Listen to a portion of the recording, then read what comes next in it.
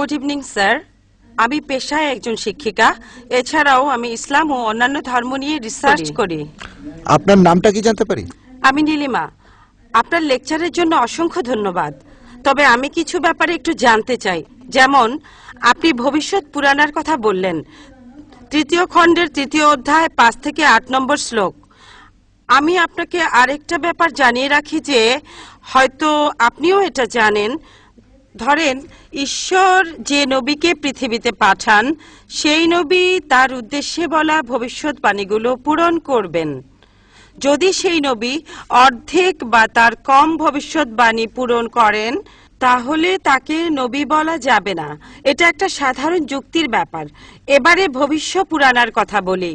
আপনি সেই ম্লেচ্ছ নেতার কথা বললেন আর বললেন তিনি নবী মোহাম্মদ ছাড়া আর কেউ নন। আচ্ছা, আমি আপনার কথার প্রথম অংশটা মেনে নিচ্ছি, কিন্তু পরের অংশটা আপনি ব্যাখ্যা করে বলেননি। এখন আপনাকে বলি, ম্লেচ্ছ একটা সংস্কৃত শব্দ, আর সংস্কৃত ডিকশনারি অনুযায়ী ম্লেচ্ছ শব্দটার অর্থ অনার্য অথবা পাপী অথবা খারাপ লোক। ম্লেচ্ছ শব্দটার এই 3টা অর্থ হয়। তাহলে কি বলা যায় মোহাম্মদ ছিল পাপী অথবা খারাপ লোক? আরেকটা ব্যাপার হলো, এই ভবিষ্যৎবাণীর দ্বিতীয় শর্তটা, সেটা হলো তিনি একটা মরুস্থলে জন্মাবেন। মরুস্থল এর অর্থ মৃতদের স্থান, কারণ মরু শব্দটা এসেছে সংস্কৃত মৃ থেকে, যার অর্থ মৃত্যু।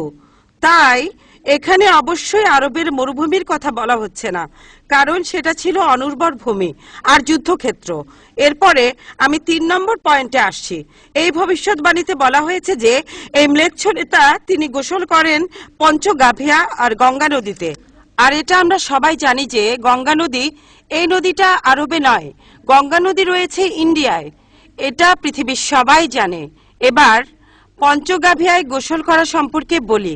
পঞ্চগাভিয়া মানে গরু থেকে উৎপন্ন 5টা উপাদান। এই উপাদানগুলো হলো দুধ, দই, ঘি, প্রস্রাব, গোবর। এখন ভবিষ্যৎবাণীটাকে সত্যি হতে গেলে এই কথাটাও তাহলে সত্যি হতে হবে।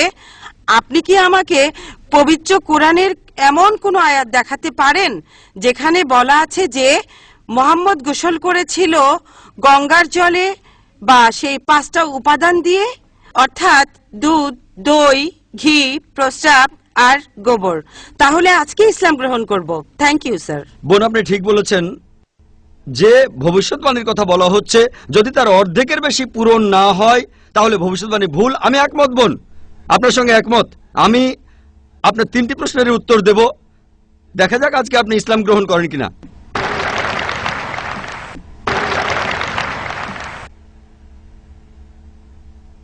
এটাও হতে পারে আপনি আমার সঙ্গে একমত হবেন না। আমি যা বলবো, আমি একমত।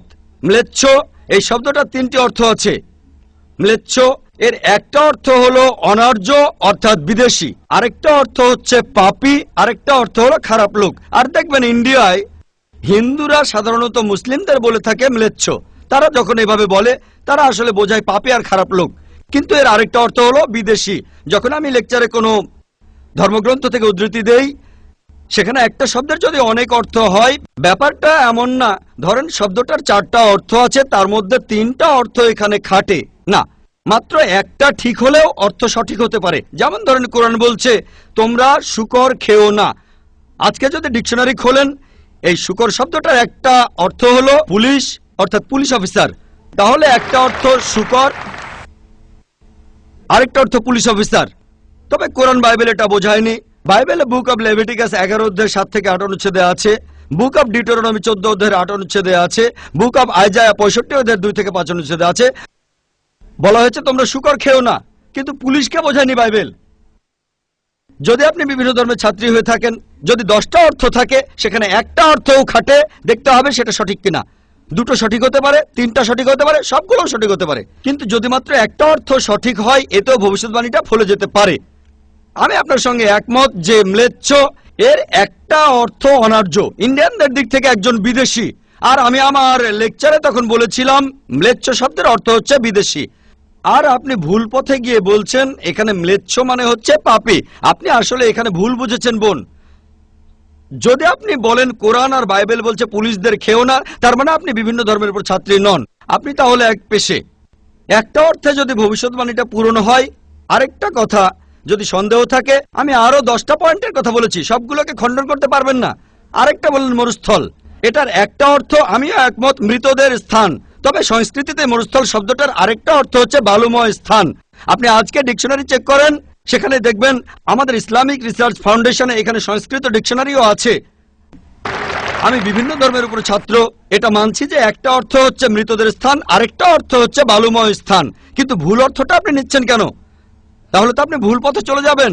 যদি পারমুটেশন আর কম্বিনেশন গুলো দেখেন, অন্য যে পয়েন্টগুলো বলেছি সেগুলো পুরোপুরি সঠিক। এখানে আপনাকে সঠিক উত্তরটা বেছে নিতে হবে। তাহলে মরুস্থল শব্দটার একটা অর্থ হলো বালুময় স্থান বা মরুভূমি।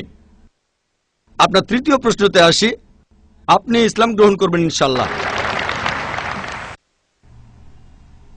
তৃতীয় প্রশ্নটা, আমি যে ভবিষ্যৎবাণীটার কথা বলেছি যে নবী মোহাম্মদ সাল্লাল্লাহু আলাইহি সাল্লাম পঞ্চগর্ভে গোসল করেছিলেন গঙ্গা নদীতে, এখানে বুঝে নিতে হবে যখন আমরা বলছি যে হিন্দুদের রীতি অনুযায়ী যে কেউ পঞ্চগর্ভে বা গঙ্গায় গোসল করবে তার অর্থ বিশুদ্ধ হবে।